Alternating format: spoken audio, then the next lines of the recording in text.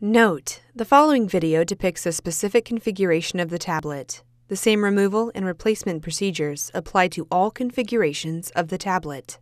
Before you begin, remove the display cover and middle frame. Removal: disconnect the battery cable from its connector on the system board.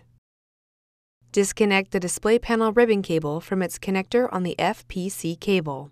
Caution: use care to prevent damaging the connector and ribbon cable.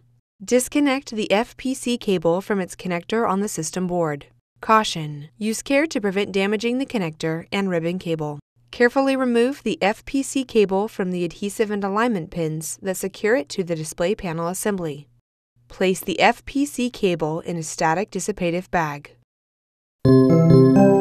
Replacement: remove the FPC cable from the static-dissipative bag. Place the FPC cable onto the alignment pins and carefully apply pressure to the length of the cable to adhere it to the display panel assembly.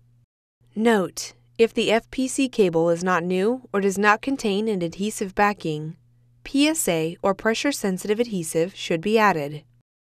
Connect the FPC cable onto its connector on the system board.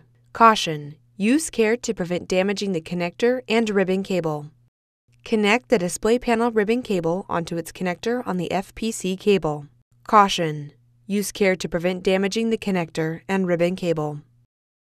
Connect the battery cable into its connector on the system board.